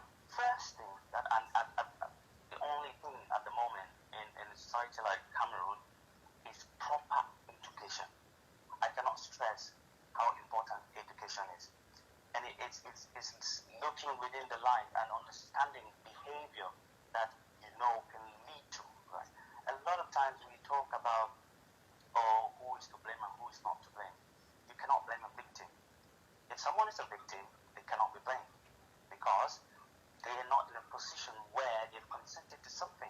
So it might have not had the proper education or to read, between the lines such behavior, but then they're always going to be a victim and they're always going to scar. So how do we help our girls? We need to change the way they see things, change the way they see relationship, change the way they forge bonds. It's not just easy to say, oh yeah, you shouldn't go to maybe a hotel, or you shouldn't go somewhere where but it's actually understanding what a predator looks like. It's a very difficult thing, and if you have some sort of education on how to forge these bonds, then it gives you a better idea. Sometimes Absolutely. it can help. Absolutely. Help to not put yourself in a position where you might be vulnerable. It's not saying that's going to alleviate it totally, because like we've said today, even in our homes we still have rapists.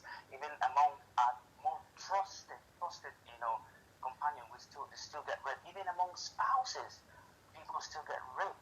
So it's not an easy battle. It's an ongoing battle that it will be and will always be. But I always say education helps to actually to reduce the impact of rape and coming out as well. So bearing in mind, our parents have a responsibility to educate their kids. I cannot stress that more. And also to let them feel free to communicate with them. Because in Africa, right, it's so difficult for a child to walk up to their parent and even say, I have a boyfriend or I'm going on a date. It starts from there, because if they can't even feel free to tell their parents things like this, how can they say to their parents, oh, I've been molested? So it is a whole cultural mindset that needs to be shifted, but it's so difficult to do. But we have to start. When we start having this kind of conversations, it means that we can start shifting mindsets. So it's that kind of relationship that you have with your kids, that they can talk to you and you can talk to them about issues, real issues. And I've always said, right, if your child comes up to you and say, this uncle or this auntie molested me or touched me inappropriately, always give the benefit of the doubt to the child. She's a minor or he's a minor, and they wouldn't come up just to frame another grown man that they're scared of. Exactly. Give the benefit of the doubt to the child. Never give the benefit of the doubt to whoever is more senior. It doesn't work like that. But you better find out that the child was wrong than find out that the uncle was wrong. So always give the benefit of the doubt to the child, and always look into it. Always do an investigation. Don't just brush it and say, oh no, you wouldn't do that or she wouldn't do that. So that's the first issue that I see how we can go forward with this rape culture. It's a whole culture. It's a mindset. It's everywhere. In Africa, it's everywhere. In the police force, everywhere. Everywhere. It's institutional. It is at all levels. Yeah. So it's changing mindset. Our daughters, our sons, education, teaching them. Right? Don't just go out. Don't put yourself in a position where you'll be vulnerable. Right? Don't. If a guy starts calling you to come and meet me in a place where you think you'll be vulnerable, don't go. You can always say, oh, if you really want to see me, let's have a chat. We can go to a place where it's open, where there's people. Right? You can always do that. But it needs education to face people like that. Because they will always, the rapists, they always try to corner you. They always try to hit you at the point where you're most vulnerable. And usually it's where no one is seeing. Usually it's where it's just two of you. So with proper education, you wouldn't want to put yourself in a position where you're vulnerable. So I believe in an African setting, that is a principle underlining way of actually helping our young girls and boys to overcome this pandemic. And in a more European setting where they've got a good judiciary system, the police, they'll actually always take the side of the victim regardless. It still happens. It happens because this just goes to show us that, right, the rapist has a disease, right? It doesn't matter what you put in place, it would happen. When they have an opportunity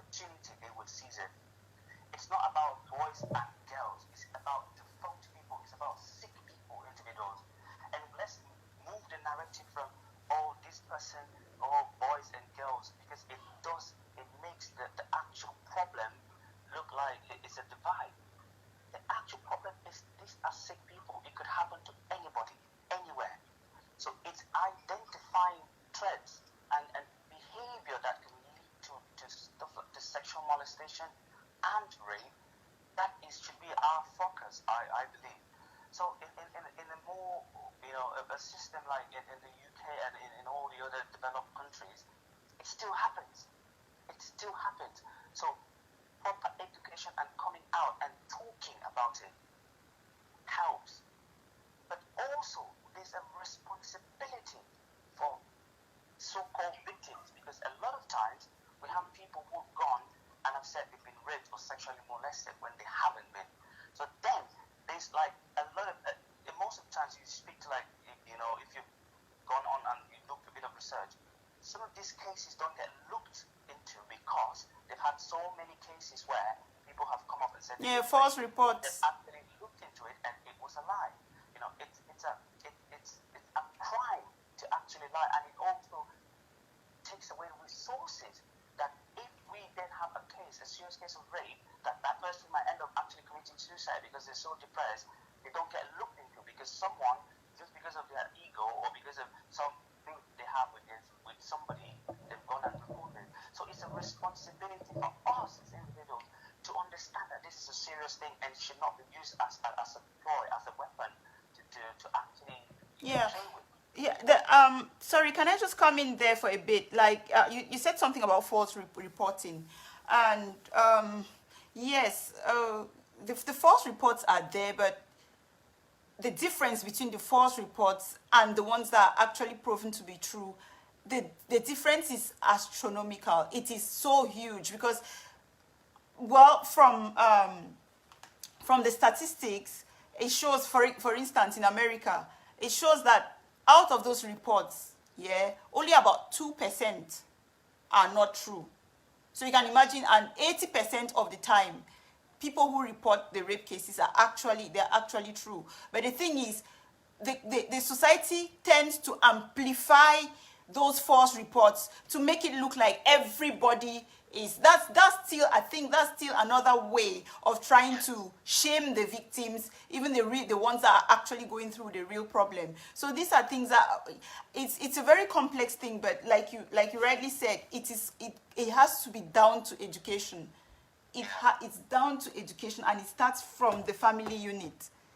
Yeah, so like you said, 2%, right, of false reporting, it could be, time spent on even 60% of other people who have actual real issues. Exactly.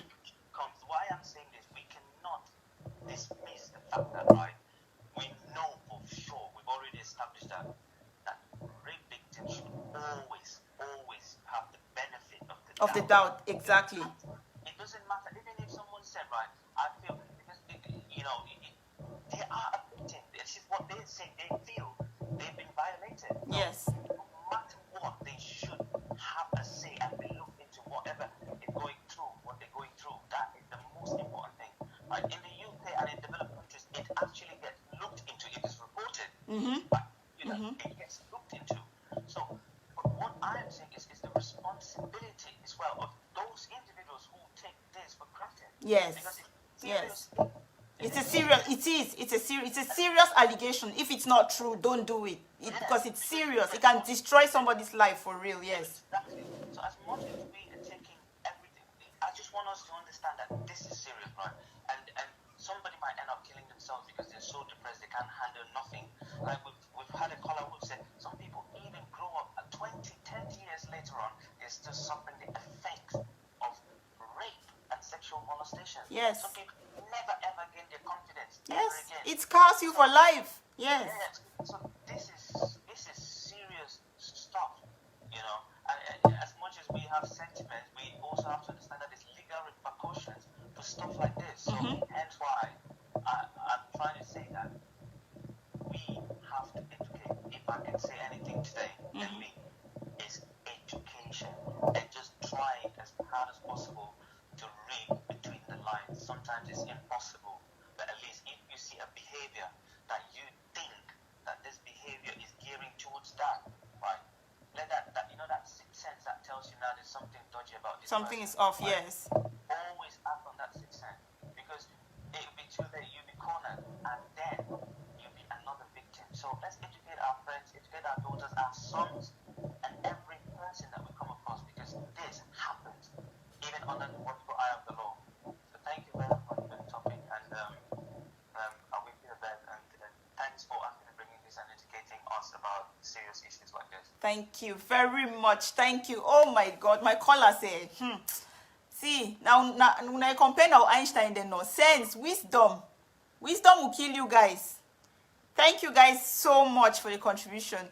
I don't know if there's any other caller, but wow, we've been on for 2 hours. I didn't intend to stay this long, but that shows how interesting the show has been and how much contribution we have had from.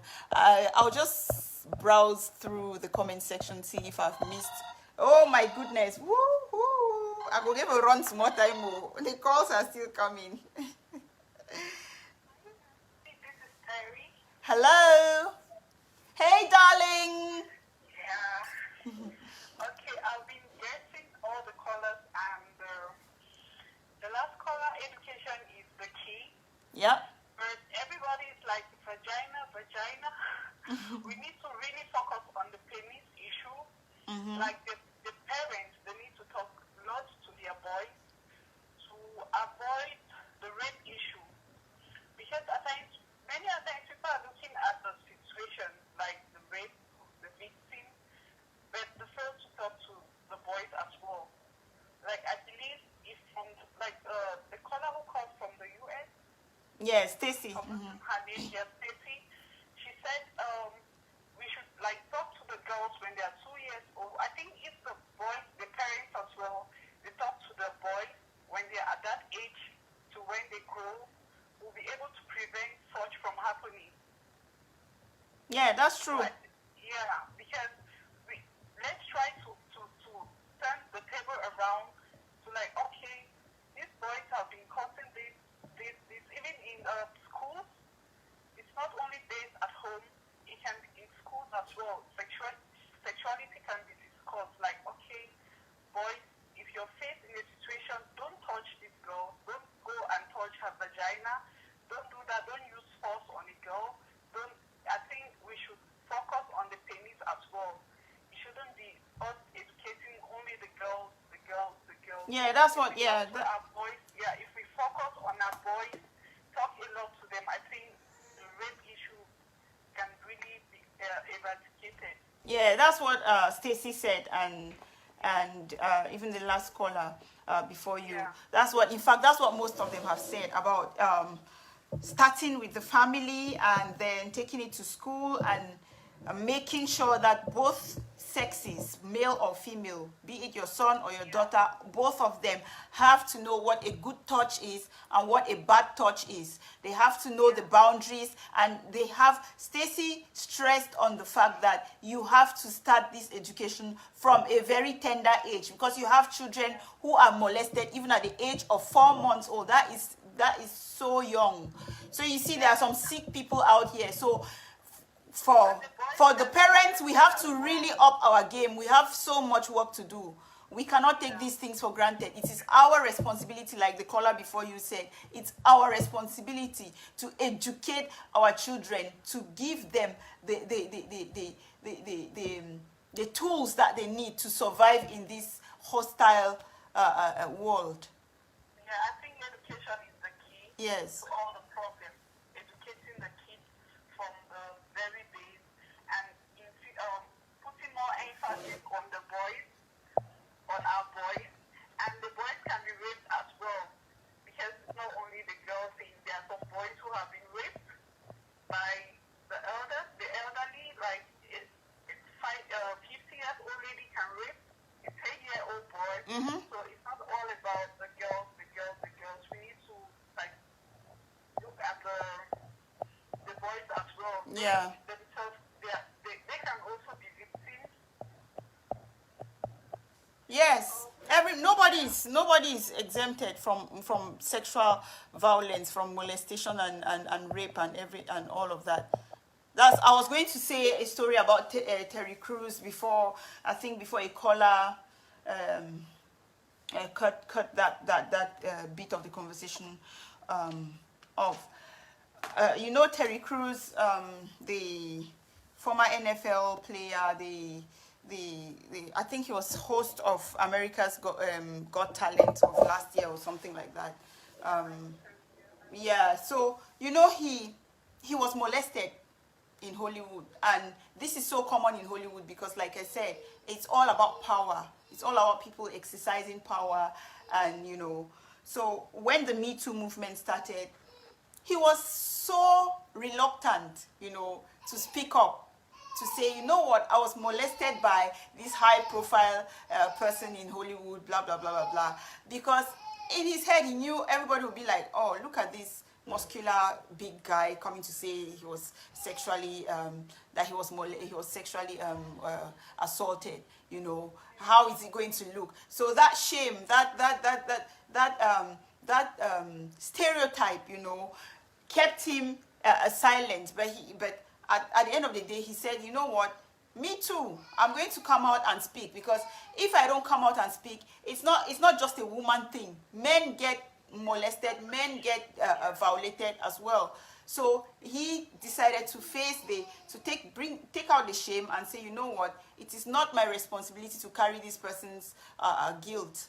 You know, I'm going to come out and say it. And guess what?